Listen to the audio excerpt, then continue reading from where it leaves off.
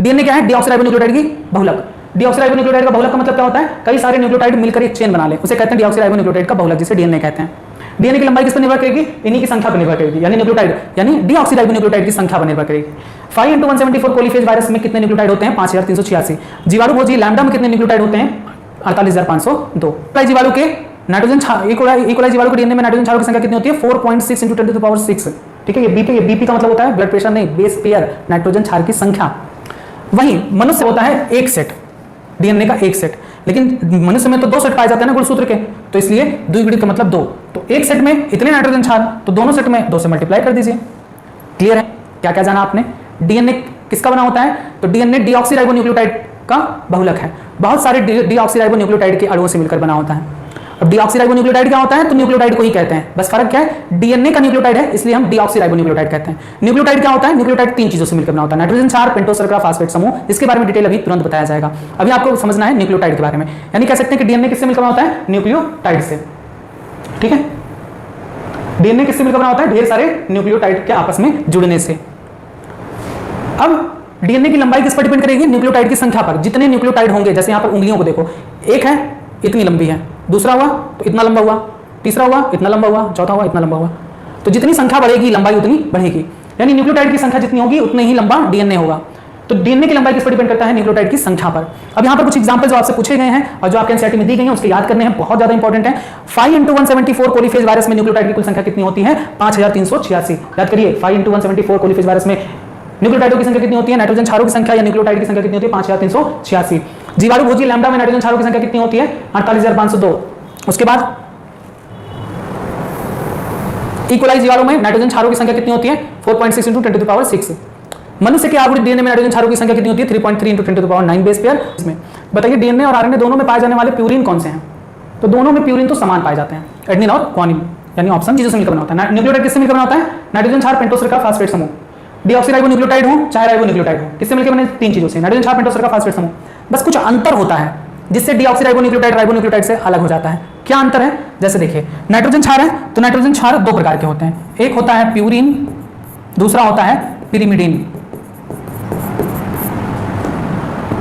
तो प्यूरिन में होता है एडेनिन, ग्वानिन, पिरिमिडिन, सॉरी पहले साइटोसिन के बारे में था, साइटोसिन, यूरेसिल और थाइमिन। 5 प्रकार के नाइट्रोजन क्षार होते हैं, लेकिन चाहे डीएनए हो चाहे आरएनए हो, 4 ही प्रकार के नाइट्रोजन क्षार पाए जाते हैं। याद करिए, होते तो कुल 5 प्रकार के नाइट्रोजन क्षार हैं, लेकिन डीएनए हो चाहे आरएनए 4 ही प्रकार के नाइट्रोजन क्षार उपस्थित होते हैं। अब देखते हैं इनमें से कौन से के एडेनिन, ग्वानिन, साइटोसिन, ये तीनों डीएनए आरएनए दोनों में उपस्थित होता है। यानी डीएनए में नाइट्रोजन क्षार कौन कौन सा होता है? वो सिर्फ पाया जाता है, यूरेसिल पाया जाता है आरएनए में, जबकि थाइमिन जो है, थाइमिन पाया जाता है डीएनए में। एक तो ये अंतर हो गया कि नाइट्रोजन क्षार में आरएनए में यूरेसिल पाया जाता है, डीएनए में थाइमिन पाया जाता है। इस वजह से इसे हम डीऑक्सीराइबोन्यूक्लियोटाइड कहते हैं, इसे राइबोन्यूक्लियोटाइड कहते हैं। एक नाइट्रोजन क्षार, पेंटोस शर्करा, फास्फेट समूह। तुरंत कहीं पर याद करिए, नाइट्रोजन क्षार किससे मिलकर बने होते हैं? 3 चीजों से, नाइट्रोजन क्षार, पेंटोस शर्करा, फास्फेट समूह। नाइट्रोजन क्षार कितने प्रकार के होते हैं? 2 प्रकार के, प्यूरिन, पिरिमिडिन। प्यूरिन कितने प्रकार के होते हैं? 2, ग्वानिन, एडेनिन, ग्वानिन। पिरिमिडिन कितने प्रकार के होते हैं? 3, साइटोसिन, यूरेसिल, थाइमिन। अब याद रखना है कि डीएनए हो चाहे आरएनए, 3 नाइट्रोजन क्षार समान होते हैं, adenine, guanine, cytosine, adenine, guanine, cytosine. लेकिन चौथा जो नाइट्रोजन क्षार होता है वो डीएनए में थाइमिन होता है और आरएनए में यूरेसिल होता है। यानी 5 प्रकार के नाइट्रोजन क्षारों में से केवल 4 प्रकार के आरएनए में, 4 प्रकार के डीएनए में पाए जाते हैं। क्लियर है? पेंटोस शर्करा 2 प्रकार का पाया जाता है, डीऑक्सीराइबो और राइबोज। डीऑक्सीराइबोज पेंटोस शर्करा डीएनए में पाया जाता है, राइबोज शर्करा आरएनए में पाया जाता है। फास्फेट समूह PO4 समूह होता है, वो दोनों में समान रूप से पाया जाता है। जब पेंटोस शर्करा के साथ केवल नाइट्रोजन क्षार जुड़े होंगे तो उसे कहेंगे न्यूक्लियोसाइड, और जब पेंटोस शर्करा के साथ नाइट्रोजन क्षार के साथ फास्फेट समूह भी जुड़ा होगा तो उसे कहेंगे न्यूक्लियोटाइड। न्यूक्लियोटाइड पता चला पेंटोस शर्करा। तो पेंटोस शर्करा मतलब पंचकार्बोनिक शर्करा जिसमें 5 कार्बन हो। अब ये 2 प्रकार की होती हैं, डीऑक्सीराइबोज और राइबोज। अंतर क्या होता है? बाकी सब कुछ समान है, अंतर सिर्फ ये होता है कि डीऑक्सीराइबोज में सेकेंडरी कार्बन पर हाइड्रोजन ग्रुप होता है, और जबकि राइबोज शर्करा में सेकेंडरी कार्बन पर हाइड्रोजन ग्रुप की जगह पर हाइड्रोक्सिल ग्रुप होता है। बस यही अंतर होता है। डीएनए में डीऑक्सीराइबोज शर्करा पाया जाता है जिसके सेकेंडरी कार्बन पर हाइड्रोजन ग्रुप होता है, आरएनए में राइबोज शर्करा पाया जाता है जिसके सेकेंडरी कार्बन पर हाइड्रोक्सिल ग्रुप होता है। अंतर पता चला दोनों में? अब ये प्रैक्टिस करिए, इस संरचना को बनाने की प्रैक्टिस करिए कि कैसे बनती है। ठीक है, हमें तो सारी चीजें आती है क्योंकि तो हमने 72 बार पढ़ रखा है। ठीक है, आपको प्रैक्टिस करनी है। देखिए हम बना दिए, पेंटोस शर्करा बन गया। तो ऐसे ही आपको बना के प्रैक्टिस करनी है, छोड़ेंगे नहीं तो हम मारेंगे। अब कह रहे हैं कि नाइट्रोजन क्षार क्या है? तो नाइट्रोजन क्षार पेंटोस शर्करा के प्राइमरी कार्बन से जुड़ते हैं, याद रखेंगे। नाइट्रोजन क्षार ये OH हट जाता है, OH हट जाता है, इसकी जगह पर क्या आ जाता है नाइट्रोजन क्षार। याद करिए नाइट्रोजन क्षार पेंटोस शर्करा के किस कार्बन से जुड़ता है, चाहे डीएनए हो चाहे आरएनए हो, पेंटोस शर्करा के प्राइमरी कार्बन से ही नाइट्रोजन क्षार जुड़ता है, द्वारा जुड़ता है, यह भी बहुत इंपॉर्टेंट है। तो याद करेंगे नाइट्रोजन ग्लाइकोसिडिक बॉन्ड, ग्लाइकोसिडिक बंध द्वारा से। याद करिए पेंटोस शर्करा के किस कार्बन से फास्फेट समूह जुड़ा होता है, तो फास्फेट समूह पेंटोस शर्करा के 5वें कार्बन से जुड़ा होता है। याद हुआ, आपने कंप्लीट स्ट्रक्चर पढ़ लिया न्यूक्लियोटाइड का। न्यूक्लियोटाइड क्या होता है, नाइट्रोजन क्षार पेंटोस शर्करा फास्फेट समूह। अगर फास्फेट समूह हटा दो तो ये संरचना क्या कहलाती है, नाइट्रोजन क्षार प्लस पेंटोस शर्करा क्या कहलाती है, न्यूक्लियोसाइड। लेकिन अगर नाइट्रोजन क्षार पेंटोस शर्करा फास्फेट समूह तीनों आके बैठ गए हैं तब ये संरचना कहलाती है न्यूक्लियोटाइड। अब चूंकि ये डीएनए का डीऑक्सीराइबोज पेंटोस शर्करा है, इसलिए इस न्यूक्लियोटाइड को क्या कहते हैं, इस न्यूक्लियोटाइड को कहते हैं डीऑक्सीराइबो न्यूक्लियोटाइड।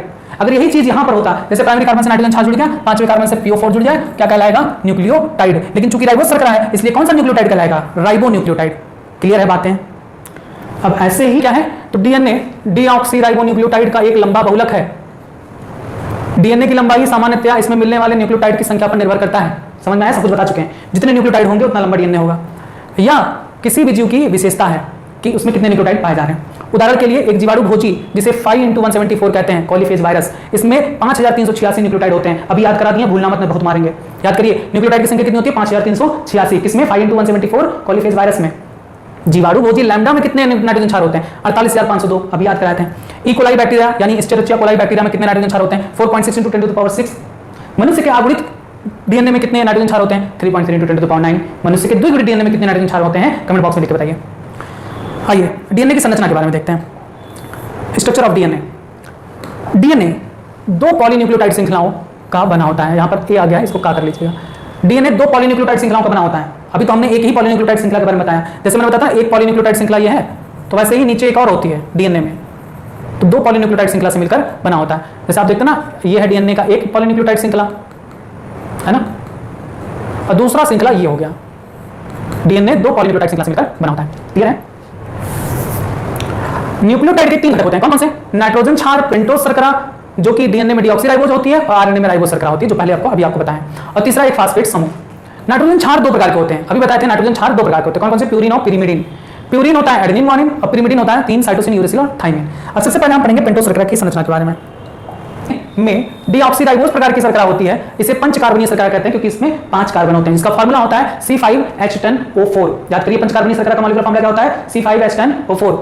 आरएनए में राइबोस प्रकार की शर्करा पाई जाती है। राइबोस शर्करा के दूसरे व तीसरे कार्बन अणु पर हाइड्रोक्सिल ग्रुप होते हैं। देखिए वही बोल रहा है, राइबोस शर्करा के दूसरे और तीसरे कार्बन पर हाइड्रोक्सिल ग्रुप होता है, ठीक। जबकि डीऑक्सीराइबोस शर्करा में दूसरे कार्बन अणु पर हाइड्रोक्सिल के स्थान पर हाइड्रोजन समूह होता है। डीएनए में डीऑक्सीराइबोस शर्करा में सेकेंडरी कार्बन पर हाइड्रोक्सिल की जगह पर हाइड्रोजन ग्रुप होता है और तीसरे कार्बन अणु पर हाइड्रोक्सिल ग्रुप होता है।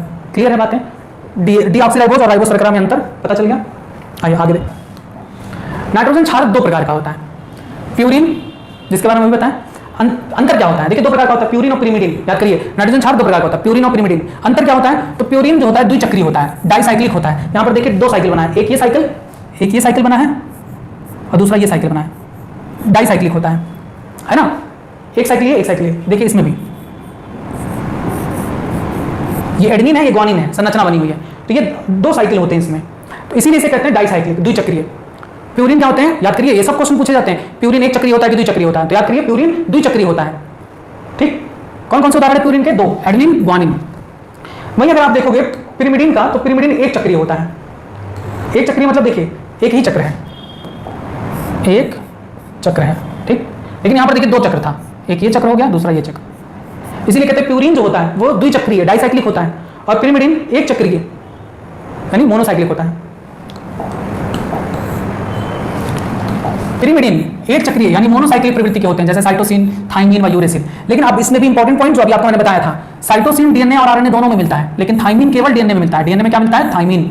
आरएनए में इस थाइमिन के स्थान पर यूरेसिल पाया जाता है, आरएनए में थाइमिन के स्थान पर यूरेसिल पाया जाता है, ठीक। याद करिए, इतना को कॉपी में बनाएंगे, नोट करेंगे। साइड न्यूक्लियोटाइड और न्यूक्लियोसाइड में अंतर होता है, यहाँ पर सा है वहाँ पर टा होता है। न्यूक्लियोसाइड किसे कहते हैं, न्यूक्लियोसाइड नाइट्रोजन क्षार और पेंटोस शर्करा बने होते हैं, यानी न्यूक्लियोसाइड बराबर नाइट्रोजन क्षार प्लस पेंटोस शर्करा। जब पेंटोस शर्करा से नाइट्रोजन क्षार केवल जुड़ा होता है तब इसे न्यूक्लियोसाइड कहते हैं। लेकिन अगर नाइट्रोजन क्षार पेंटोस शर्करा प्लस फास्फेट समूह अगर लिख दिया जाए, यानी तीनों चीज अगर जुड़े हों, तब यह न्यूक्लियोसाइड नहीं न्यूक्लियोटाइड कहलाएगा, ठीक है। तो हम देखते हैं, देखिए ये है पेंटोस शर्करा जिसमें डीऑक्सीराइबोस शर्करा दिया गया है डीएनए का।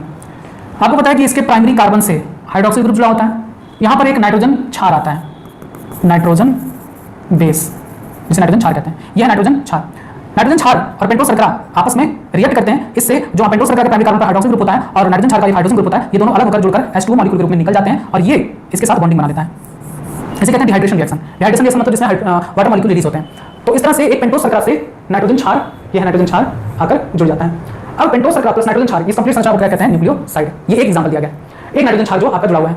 जैसे नाइट्रोजन क्षार 4 प्रकार के होते हैं डीएनए में, एडेनिन, ग्वानिन, साइटोसिन, थाइमिन। तो एडेनिन आकर जुड़ेगा तो दूसरा न्यूक्लियोसाइड कहलाएगा, ग्वानिन आकर जुड़ेगा तो दूसरा न्यूक्लियोसाइड कहलाएगा। सबके अपने नाम होते हैं। आइए देखते हैं क्या नाम होते हैं। तो देखिए नाइट्रोजन क्षार अभी आपको बताया भी थे, पेंटोस शर्करा के प्राइमरी कार्बन से जुड़ता है। किस बंध द्वारा जुड़ता है? एन ग्लाइकोसिडिक बंध द्वारा। तो नाइट्रोजन ग्लाइकोसिडिक बंध यानी एन ग्लाइकोसिडिक लिंकेज द्वारा पेंटोस शर्करा के प्राथमिक कार्बन से जुड़कर न्यूक्लियोसाइड बनाता है। डीएनए के न्यूक्लियोसाइड क्या कहलाते हैं? डीऑक्सीराइबोन्यूक्लियोसाइड। डीएनए के न्यूक्लियोसाइड क्या कहलाते हैं? डीऑक्सीराइबोन्यूक्लियोसाइड कहलाते हैं। अब चूंकि डीएनए में 4 प्रकार का नाइट्रोजन क्षार पाया जाता है, इसीलिए 4 प्रकार के डीऑक्सीराइबोन्यूक्लियोसाइड पाए जाते हैं। यानी डीएनए में 4 प्रकार के न्यूक्लियोसाइड होते हैं। जब पेंटोस शर्करा से एडेनिन जुड़ता है, जब पेंटोस शर्करा से एडेनिन जुड़ता है तब उसे कहते हैं, अब ये न्यूक्लियोसाइड है ना, क्योंकि पेंटोस शर्करा प्लस नाइट्रोजन क्षार है, न्यूक्लियोसाइड है, तो इस संरचना को कहते हैं डीऑक्सी एडेनोसिन। डीऑक्सी एडेनोसिन यानी एडेनिन प्लस नाइट्रोजन पेंटोस शर्करा। ठीक, तो एक हो गया। जब पेंटोस शर्करा से एडेनिन जुड़ता है तो उसे क्या कहते हैं? Deoxy adenosine. जब पेंटोस शर्करा से ग्वानिन जुड़ता है, पेंटोस शर्करा से ग्वानिन जुड़ता है, तब इस न्यूक्लियोसाइड को क्या कहते हैं? Deoxy guanosine. Deoxy guanosine. देखिए पेंटोस शर्करा है, इससे जुड़ा है ग्वानिन।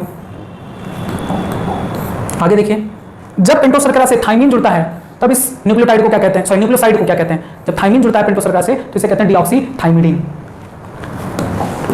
जब पेंटोस शर्करा से साइटोसिन जुड़ता है, जब पेंटोस शर्करा से साइटोसिन जुड़ता है तब उसे क्या कहते हैं? डीऑक्सीसाइटिडीन। पेंटोस शर्करा से साइटोसिन जुड़ता है तो इसे कहते हैं डीऑक्सीसाइटिडीन। 4 प्रकार के न्यूक्लियोसाइड डीएनए में पाए जाते हैं। कौन कौन से? Deoxy guanosine, deoxy thymidine, deoxy adenosine, deoxycytidine. ठीक, याद करिए। नाइट्रोजन क्षार, पेंटोस शर्करा, फास्फेट समूह तीनों के मिलने से न्यूक्लियोटाइड का निर्माण होता है। न्यूक्लियोटाइड बराबर क्या कहेंगे? नाइट्रोजन क्षार, पेंटोस शर्करा प्लस फास्फेट समूह। ठीक, जब नाइट्रोजन क्षार और पेंटोस शर्करा केवल होते हैं तब क्या कहलाता है? न्यूक्लियोसाइड। लेकिन जब नाइट्रोजन क्षार, पेंटोस शर्करा, फास्फेट समूह तीनों जुड़ जाए तब वो क्या कहलाता है? न्यूक्लियोटाइड। देखिए ये पेंटोस शर्करा है, पंचकार्बनी 1 2 3 4 5 5 कार्बन होते हैं। प्राइमरी कार्बन से जुड़ता है नाइट्रोजन क्षार, चाहे वो हो सकता है एडेनिन, चाहे ग्वानिन, साइटोसिन, चाहे ग्वानिन, चाहे थाइमिन। अब 5वें कार्बन से जुड़ता है फास्फेट ग्रुप। अब ये कंप्लीट क्या कहलाता है? न्यूक्लियोटाइड। जब पेंटोस शर्करा के प्राइमरी करके न्यूक्लियोसाइड के, अब न्यूक्लियोसाइड कह सकते हैं क्योंकि पेंटोस शर्करा के साथ नाइट्रोजन क्षार जुड़ा है, तो इस कंप्लीट संरचना को न्यूक्लियोसाइड कहते हैं। न्यूक्लियोसाइड के पेंटोस शर्करा के 5वें स्थान का कार्बन अणु फास्फोरिक अम्ल के एक अणु से 5 फास्फोएस्टर बॉन्ड से जुड़ा होता है, जिसे डीऑक्सीराइबोन्यूक्लियोटाइड कहते हैं। ठीक है, अथवा डीऑक्सीराइबोटाइड कहते हैं। बस ये था कंप्लीट संरचना अभी तक का। न्यूक्लियोटाइड आखिर किसे कहते हैं? कंपोनेंट है डीएनए का। खूब इसमें मत जाइए, इतना इसको याद कर लीजिए, इतना ज्यादा समझ लीजिए कि कोई कंफ्यूजन ना आ जाए। मैंने सारे, चूंकि डीएनए में 4 प्रकार के नाइट्रोजन क्षार होते हैं, अतः न्यूक्लियोटाइड भी 4 प्रकार के होते हैं। कौन कौन से? डीऑक्सी एडेनिलिक अम्ल। जब पेंटोस शर्करा से एडेनिन जुड़ा होता है और फास्फेट समूह पेंटोस शर्करा से जुड़ा होता है। पहली बात तो ये देखिए कि ये न्यूक्लियोसाइड है कि न्यूक्लियोटाइड है। पेंटोस शर्करा के प्राइमरी कार्बन से नाइट्रोजन क्षार जुड़ा है, 5वें कार्बन से फास्फेट समूह जुड़ा है, यानी ये न्यूक्लियोटाइड है। लेकिन अब ये देखना है कि न्यूक्लियोटाइड में नाइट्रोजन क्षार कौन सा है? एडेनिन है। तो एडेनिन है तो ये न्यूक्लियोटाइड क्या कहलाएगा? डीऑक्सी एडेनिलिक अम्ल, या इसे हम डीऑक्सी एडेनोसिन मोनोफास्फेट भी कहते हैं। सब कुछ याद करना होगा, नाम से पूरा याद करना होगा। इसे क्या कहते हैं? डीऑक्सी एडेनिलिक एसिड या डीऑक्सी एडेनोसिन मोनोफास्फेट, एएमपी। अब अगर पेंटोस शर्करा से एडेनिन की जगह पर ग्वानिन जुड़ जाए तब क्या कहलाता है? तो जब पेंटोस शर्करा से ग्वानिन जुड़ता है और फास्फेट समूह होता है तो पहली बात तो ये न्यूक्लियोटाइड हो गया। लेकिन चूंकि ग्वानिन है तो इसका नाम क्या हो जाएगा? डीऑक्सी ग्वानिलिक अम्ल या डीऑक्सी ग्वानोसिन मोनोफास्फेट, डीजीएमपी। जब पेंटोस शर्करा के से साइटोसिन जुड़ा होता है, साइटोसिन, तब इसे क्या कहते हैं? इसे कहते हैं डीऑक्सी, यहां से हट गया है पता नहीं क्यों, डीऑक्सी साइटिडिलिक अम्ल, या इसे कहते हैं deoxy cytosine monophosphate, deoxy cytosine monophosphate. जब पेंटोस शर्करा से थाइमिन जुड़ा होता है तब उसे क्या कहते हैं? जब पेंटोस शर्करा से थाइमिन जुड़ा होता है तब कहते हैं डीऑक्सीथाइमिडिलिक अम्ल या डीऑक्सीथाइमिडीन मोनोफास्फेट। बस 4 प्रकार के न्यूक्लियोटाइड के नाम आपने जाना। पहला न्यूक्लियोसाइड क्या होता है? डीएनए में कौन सी पेंटोस शर्करा पाई जाती है? दूसरा आरएनए में कौन सी पेंटोस शर्करा पाई जाती है? दूसरा आरएनए में थाइमिन की जगह पर कौन सा नाइट्रोजन क्षार पाया जाता है? तीसरा क्वेश्चन न्यूक्लियोसाइड किससे मिलकर बना होता है? चौथा क्वेश्चन न्यूक्लियोटाइड किससे मिलकर बना होता है? पांचवा क्वेश्चन 5 × 174 में न्यूक्लियोटाइड की संख्या कितनी होती है? नेक्स्ट क्वेश्चन जीवाणु भोजी लैम्डा में कितने न्यूक्लियोटाइड होते हैं? नेक्स्ट इकोलाई में कितने नाइट्रोजन क्षार होते हैं, नेक्स्ट मनुष्य के आगुरित डीएनए में कितने नाइट्रोजन क्षार होते हैं। बस इतने क्वेश्चंस के आंसर आपको कमेंट बॉक्स में